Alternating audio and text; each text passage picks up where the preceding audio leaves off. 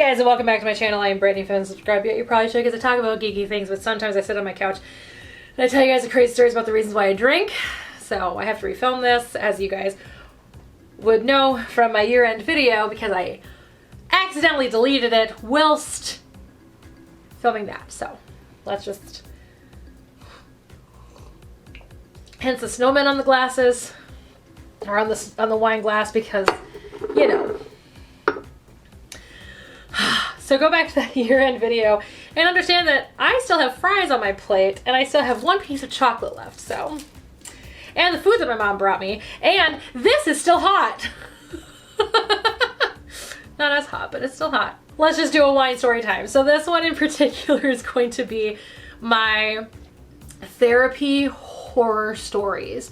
So the only reason I feel like I can actually tell this is because I finally found a therapist that I really mesh with well. She and I have been seeing each other for almost a year now. I started seeing this therapist like in March, I think. I don't know, it was right before the shutdown, because we had one in-person session. The rest of it's all been telehealth, so. But yeah, so I've been seeing this therapist pretty weekly. There have been a few where like I couldn't go, or she couldn't go, or then Christmas Eve was a thing that happened. That was a Thursday, which we see each other on Thursday evenings. We started seeing each other on Saturdays, but then we moved to Thursdays because she wanted weekends off. I'm actually in a really good place right now with a therapist, and it's really just been kind of an easy ride with her. So let's talk about the times it wasn't an easy ride, shall we? Therapy and I have never really gotten along, but I think also partially because I grew up in a very small town, and our options were very limited as far as therapy was concerned. The very first therapist I saw, I hope is no longer a therapist. Let's just put it that way. So this woman, now mind you, two of them actually weren't actually like therapists. They were school sanctioned counselors. Probably without a lick of like therapy education. But this very first one was like a legitimate like psychologist. She was a marriage therapist. She was helping my parents, or at least my father, through the separation, which I didn't even realize they were separating until I saw this therapist, that is. So this therapist is the reason that I found out that my parents were separating. I had already had like thoughts that they might. I knew they were having trouble. I knew that they were not in a happy marriage at this point in their life together, their lives. They're reconciled since then, so it's not a big deal, but you know, I knew things were not good. Let's just put it that way. I knew it was a tough time in my family. But I never thought that my parents would ever actually separate. I always thought that my parents would beat the system, beat the odds, and be okay. So I went to this therapy appointment. It was the very first one, and I saw her a few times. Not a ton. Mind you, I was in a very dark time of my life. 7th grade was a very difficult time of my life. As I stated, I knew my parents were in trouble. I had hit my first like major depressive episode in my entire life. The very first time I'd ever become severely depressed to the point that I wasn't sure I was going to survive it. Let's just put it that way. I'm glad I did, but there was definitely a consideration of not surviving it. That was the year my life was threatened by one of my bullies. The year before that was when I was assaulted by my friend. That story time right up here. Yeah, I mean, it was just a very tough time in my life. I had stopped turning in my homework because what was the point? There was no reason to turn in my homework. I just didn't want to do it anymore. And so that was a tough time. My parents weren't sure what to do. My parents weren't sure how to handle it, so they had me go see my dad's therapist. And one of her questions was that when my parents separate, who would I rather live with?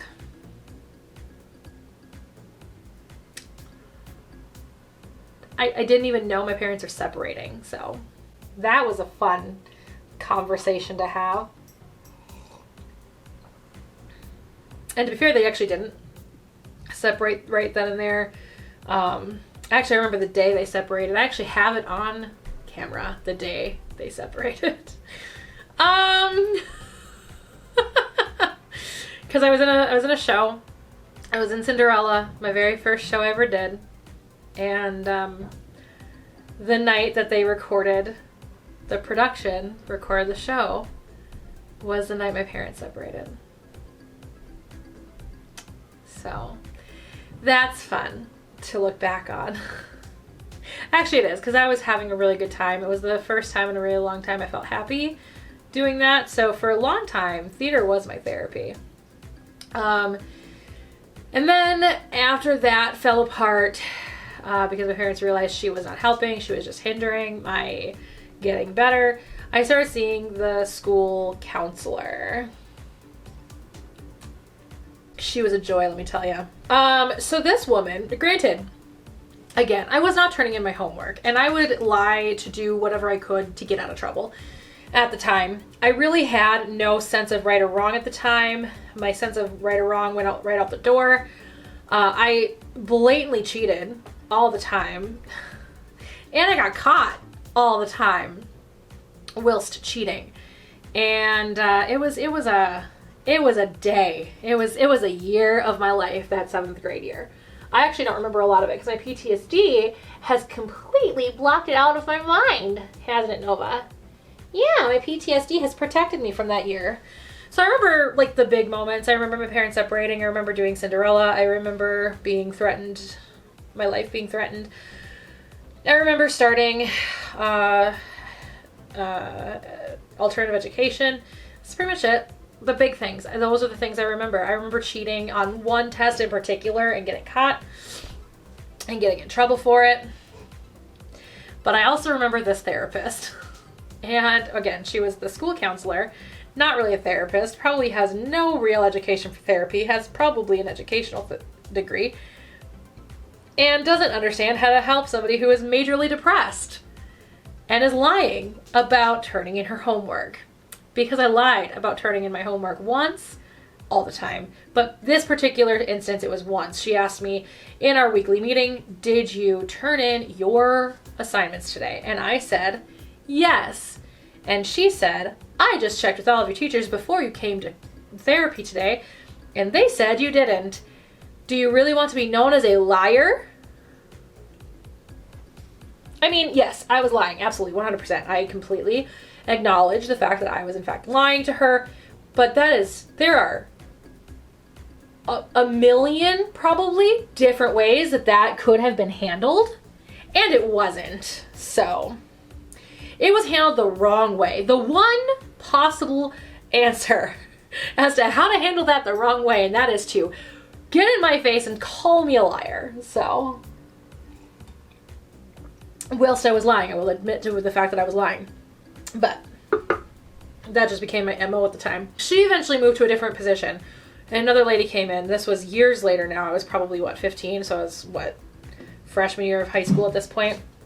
And there was this girl that we never got along. Like, she's just a spoiled brat at the end of the day. Like, that's just her life. And we had been in alternative ed together for a couple years at this point. So if you guys don't know what alternative education is, it is a place where there's more one-on-one with the teacher because they keep the class size smaller, and it's meant, in my school, they meant it as kind of to integrate you back into regular schooling at some point in the regular class sizes and things like that. So essentially the way I started in 7th grade, the end of 7th grade, and I had one class out in the mainstream part of the school, and the rest of my classes were all done in alternative education. So there were 3 teachers in the alternative education. There was only 15 students allowed in the program, so it was 5-to-1 essentially, with the main teacher and then the 2 teachers' aides. So then as time went on, I would just add more classes until the final year, which was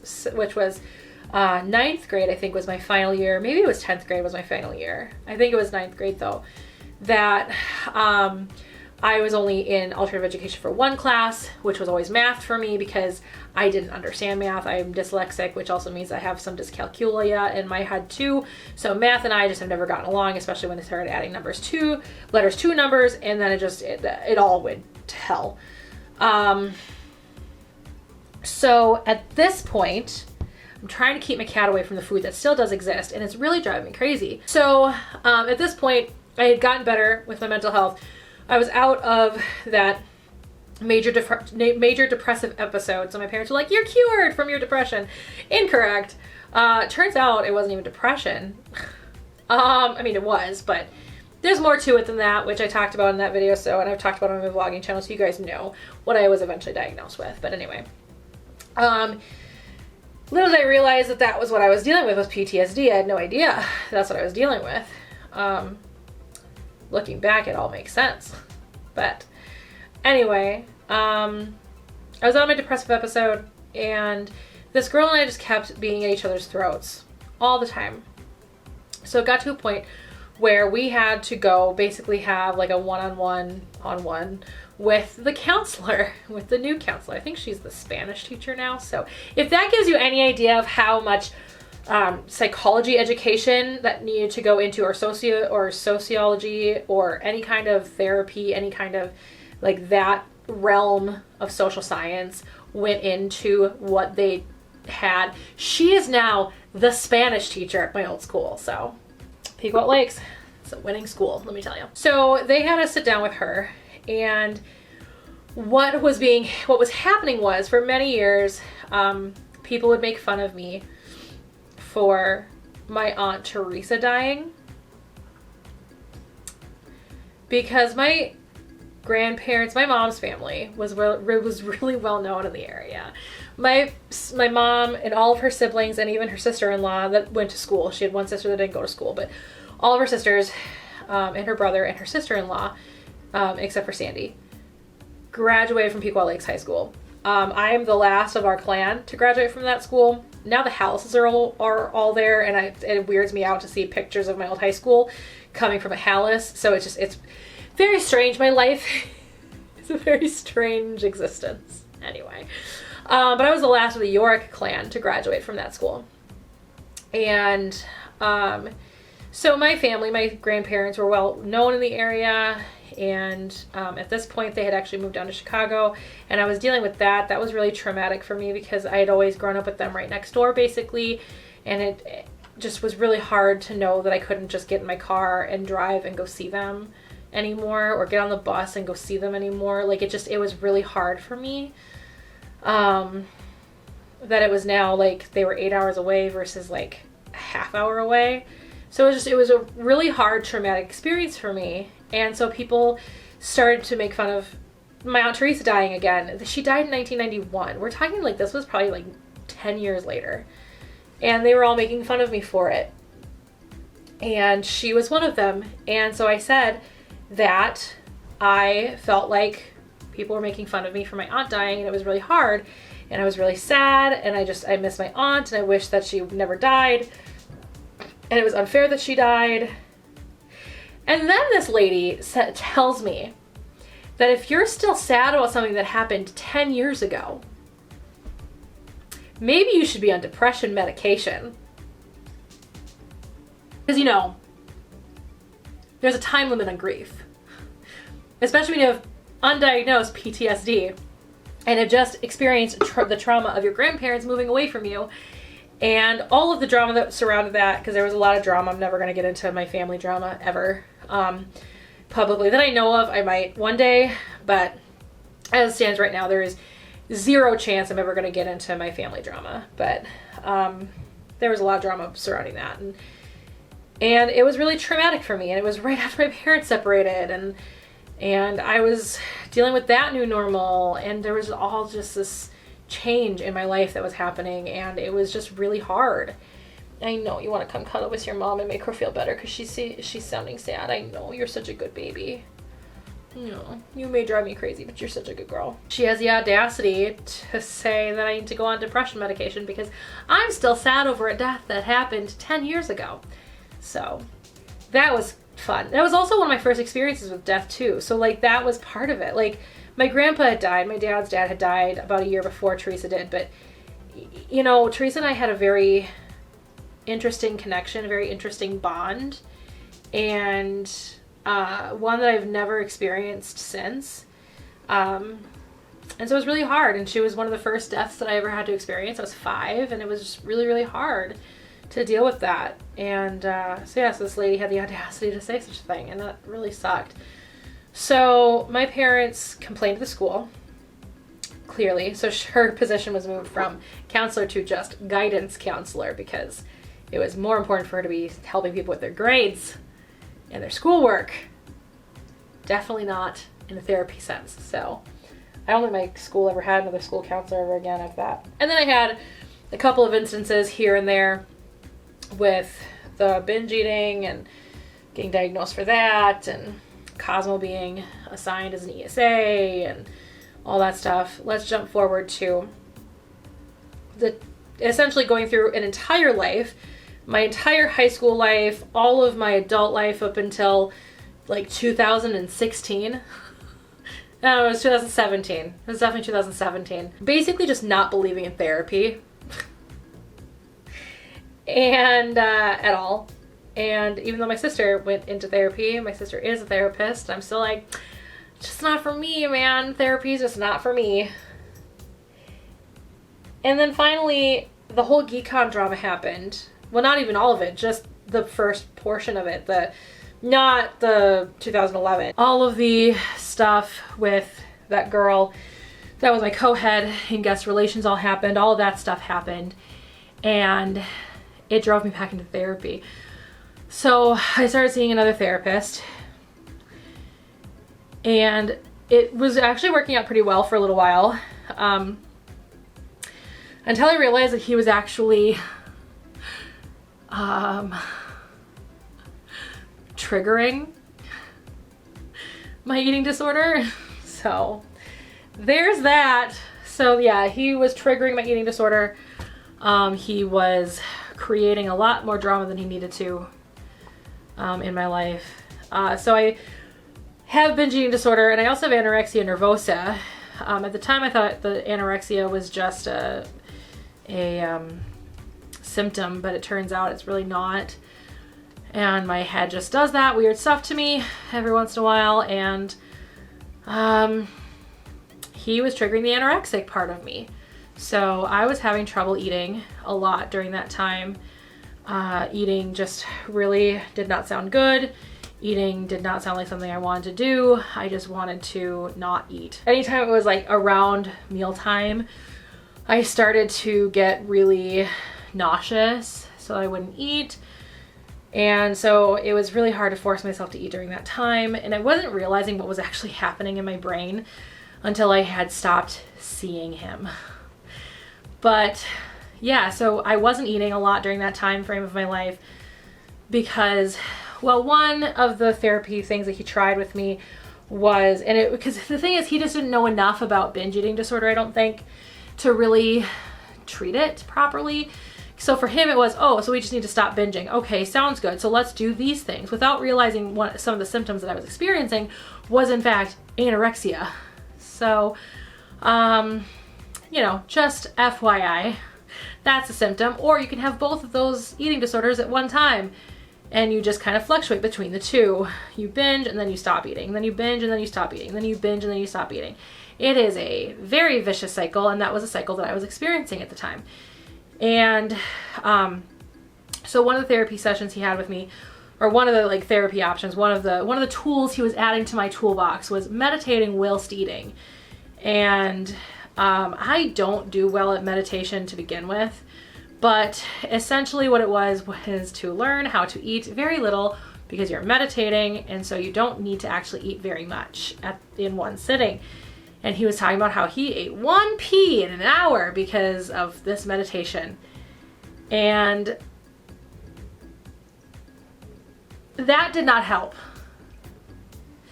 Then there was I still used the terminology cheat day. Please don't use that terminology. Food is not the enemy. It doesn't matter what kind of food. Food is good. Food is fuel. Food is good for you no matter what you eat. All food is guilt-free. But that's the problem, is I was still adhering guilt to certain foods. Like, you know, back in those days, this is not my mukbang again anymore, but I would look at fries from a fast food place as guilty food, as a guilty pleasure, as cheat food. It's not, it's food. Like, adding any sort of shame to food is not good. It's just adding to the problem. So don't do it.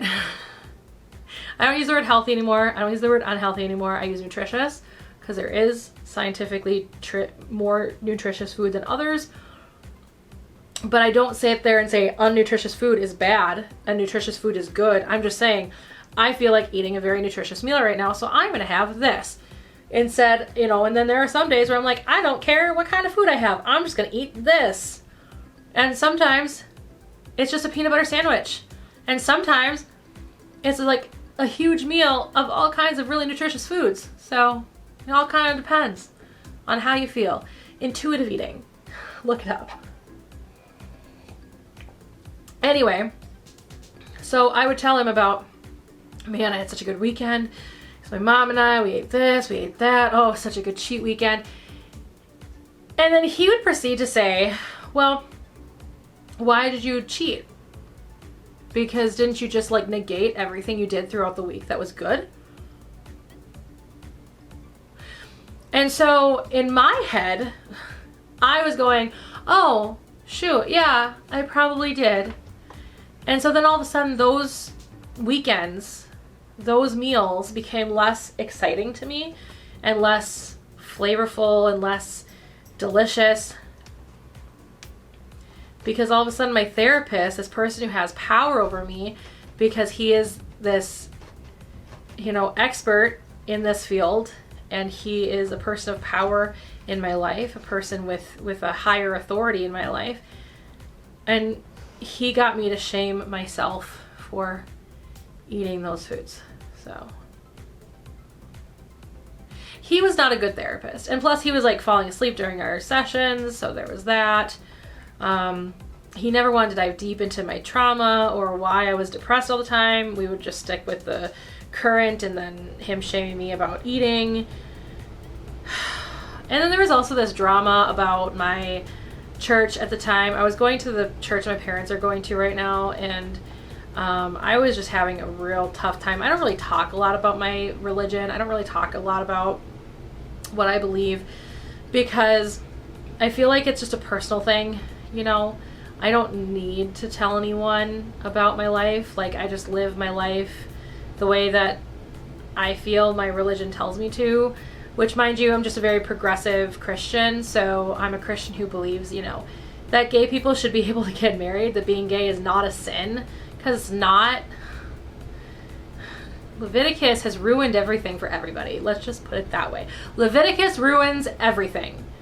Don't listen to Leviticus. Leviticus is the worst book of the Bible. It's just a bunch of rules that men put together after God gave us the 10 Commandments, and then men were like, you know, let's take this and break it down and create a whole bunch of rules to oppress a bunch of people. So, cheers. Leviticus is the worst. Anyway, there's that soapbox. Anyway, so I was having a lot of trouble. I was doing a lot of soul searching about this church. I poured blood, sweat, and tears into this church. I was their youth director for a really long time. I was their secretary for a while. I was currently on the council at the time that this was going on. I was on the call committee. I was the chairman of the call committee. And the president of the council had told me straight to my face that they didn't want millennials to join the church. So they weren't going to listen to me because they didn't want my people to join the church. And I said, well, then your church will die with you.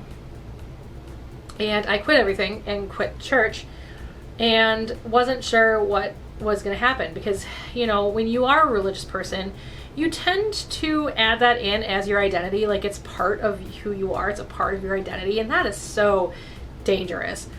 And I think that was where I finally learned, hey, stop it. That's dangerous. It's very toxic relationship that you have. And so I was kind of just processing that with my therapist, and then he was trying to convince me that maybe I wasn't Christian at all. Bitch, who are you to say that? Like, even if it had been true, like, that's just rude. Like, you know, he had opinions, and he was not afraid to share his opinions, and his opinions usually felt like an attack to me. So he wasn't a very good therapist, to say the least.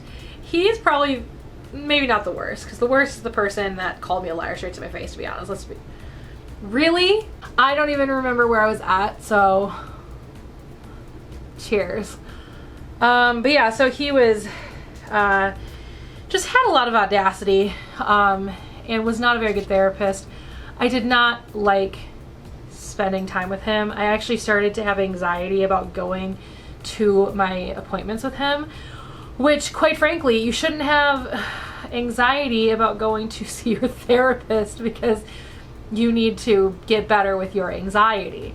So that's just definitely, it was definitely not a good fit. And so I took a big break from seeing any therapist again for a while. I stopped seeing him sometime in 2018, and I ended up taking a really long break from therapy just in general, because again, like, all of my experiences were just super negative, just really traumatic in a lot of situations. You know, I had one therapist tell me my parents were separating. I had another therapist call me a liar. I had another therapist tell me that essentially there is a time limit on grief, and that grief shouldn't exist 10 years later. You know, and then I had another therapist who was basically triggering one eating disorder over the other and shaming me for eating. And so when I went into therapy again, I did so very cautiously. This time I had the intention of, if this doesn't work out, if this person isn't the right fit, I'm not going to wait for a long time. I'm going to be honest about it, and we're going to separate if she's not a good fit, or if this person, I didn't know it was going to be a female, but if this person I don't make a good match, I'm going to have to recognize recognize that a lot sooner, because I really needed to better my mind. I needed to overcome some of these mental illnesses that I deal with on a daily basis. So what I decided to do was I decided to specifically look for somebody who focused primarily on eating disorders, and turned out to be that was the right thing to do for me, because I had gone so many years undiagnosed with PTSD and basically had to relearn life at 33 and 34 so far this year. And it's been such an interesting experience in my life, because it's one of those things where I had no idea the damage I was doing to myself for so many years by letting other people take the front seat, and not understanding boundaries, and not understanding that it's okay to say no, and it's okay to say no without having to give a reason or feeling bad about it. That it's okay for me to say, look, you're toxic for me, and it's okay for me to walk away. I mean, luckily I already knew that about certain aspects and certain people in my life, like the two girls that ruined my life for GeekCon, the one from before, from the 2011 story, and of course the one that I was co-heading the guest relations department with.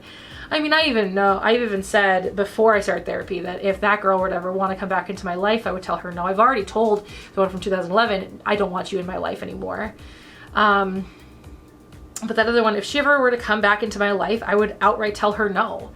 You know, and I even knew that before therapy. So at least I had already started getting an idea of it's okay to say no to toxic people. It's okay to walk away from toxic people. It's okay, no matter if they are family or not, it's okay to not have toxic people in your life. And again, I'm never going to go into, I think I've said this many times, I'm never going to go into my family drama. But I do have family members that I just choose not to talk to. I have family members I choose not to have in my life because they're toxic and abusive, and I just don't want them in my life. And the people that are, there are some people in my life that don't understand that, and there are some people in my life that do understand that, but at the end of the day, it's okay because I understand it and I'm okay with it. And now I'm just learning more and more and more toxic behavior and things that are not good for me. and being able to stand up against it. I mean, something triggered last night and I was able to get through it in my mind and then have a conversation with that person and just say, hey, this is something you said that triggered me, and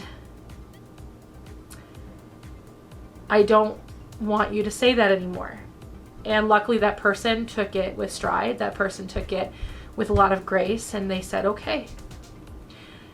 And I think this diagnosis and being honest about this diagnosis with people has really opened some people in my life their eyes to their part in it, maybe, and how they contributed to it.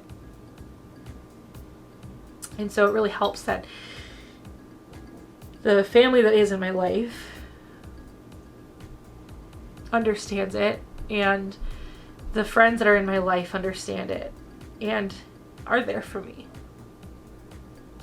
Anyway, it's really nice to finally have a therapist that I care about and that cares for me. I don't have anxiety when I get on my computer to go see her. I enjoy our sessions. We have a good time. We laugh. And it's just a breath of fresh air, because I have had some really crappy experiences. I had somebody tell me my parents are splitting up. I had somebody tell me straight to my face that I was a liar, even though I was lying, but still not a good way to handle it. I was told that essentially grief has a time limit, and 10 years is not okay to still be in grief in any way, shape, or form. And then I was being triggered for more and more eating disorders. And oh, I forgot about that. That last therapist, something I forgot to mention was one time I got sick, like throwing up sick. And I had ended up losing like 15 pounds because this was before I got rid of my scale. I just hopped on my scale just to see. And I had lost 15 pounds in that like 3 days span that I was sick. And I told him, I just said, man, I was so sick. And I jumped on my scale and lost like 15 pounds. And he goes, oh.